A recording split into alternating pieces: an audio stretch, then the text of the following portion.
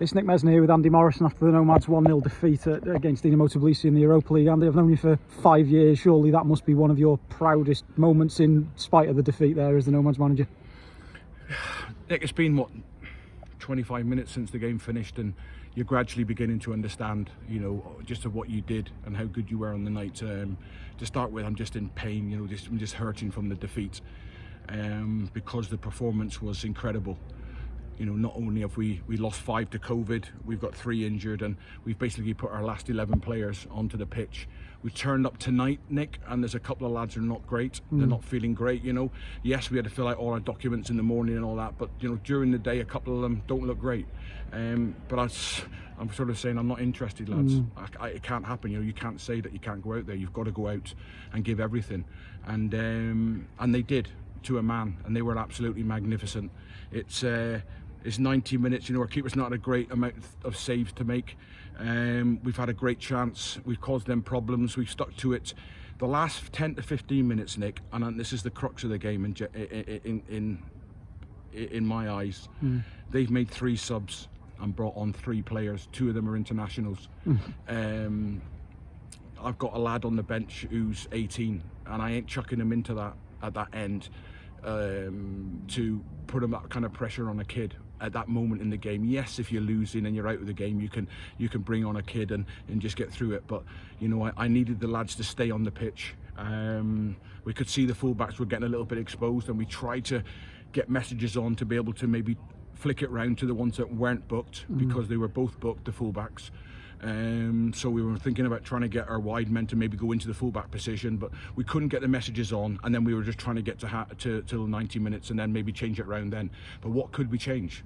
We got a goalkeeper and a kid on the bench. Like I said, they've made 3 subs, and they probably affected the game in the end, and they were brighter. And then a little lapse in concentration I think it's the 94th minute there. A ball's played in, you must stay goal side. If you've managed to get yourself in a position where you are trapped on the edge, you don't try and nick it round the side. Got rolled, you desire in your heart to make sure you make up for that mistake. You go to ground and try and stop the shot and the cross, and then your trailing leg just catches his dangling leg when he does a little bit of a Cruyff, and it's incredibly cruel. But I think in time I'll look back at it and it will be one of our greatest performances. But you don't get anything, Nick, for losing a game of football. And there's a lot of proud people in there. There's a lot of lads that are struggling. Aaron probably should have come off on 70 because his hamstring's tight. Jamie's gone and popped his groin. It's just one catastrophe after another at the minute in time. But it's football. It is what it is. We've given a great account of ourselves, and then we have to move on very quickly now. Pat ourselves down, don't feel sorry, and go again. As soon as we can, and then try and find out when these lads who are obviously been diagnosed with COVID, whenever they can come back in. We saw Bielsa with Leeds on the weekend sort of take on Liverpool and really push them as far as they potentially could do, and you've done something not too dissimilar today with the Georgian champions. I mean, Bielsa's a tactical genius. Does that sort of play into the amount of detail that you go into when you're preparing for these European games? We had to make changes tonight. We've got an 11 that are starting the game on Tuesday night. Tuesday night becomes a disaster, and Wednesday morning we have to take 5 players out of our starting 11 and change it around. But in that system and the way we play that, and the detail and the roles and responsibilities of everybody within that, everyone's clear within the club. And you're just hoping that the quality of the opposition, the tactical nous of the manager, he doesn't see things too early, and he's not able to counter what you've done. And we've boxed them off all over the pitch. The movements and the decision making, when to go to the ball and allow the one player in the team we wanted to have the ball, who was technically their poorest player. It's then when we engage him and where we force him in certain areas of the pitch, making sure everything else is boxed off. And as I said, those last 15-20 minutes, you just begin to get a bit tired, and the energy to get to the right side, be in the right channel at the right time, just begins to get stretched a little bit. But yeah, it was, the lads were absolutely magnificent, and they're out on their feet in there.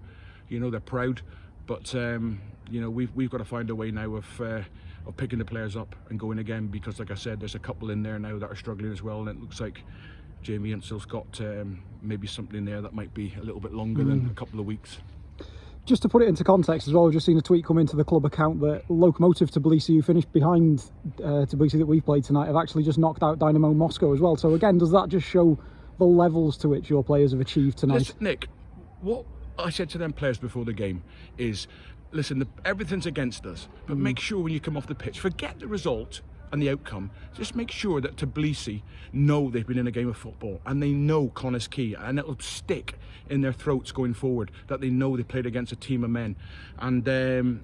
And I went in and congratulated the manager after the game, and it's like a part. It's like they just beaten Manchester United, that changing room. They're absolutely dancing in there, do you know? And their reaction at the final whistle, you know, that's not just the players, that's not just me, that's the Welsh League and the country of Wales should be proud of what they've done. You know, they've absolutely died out there and give everything they could, and we come up short for no other reason than we didn't have any subs. We had no legs to bring onto the pitch when the boys were shattered after about 82, 83, when we started to get stretched.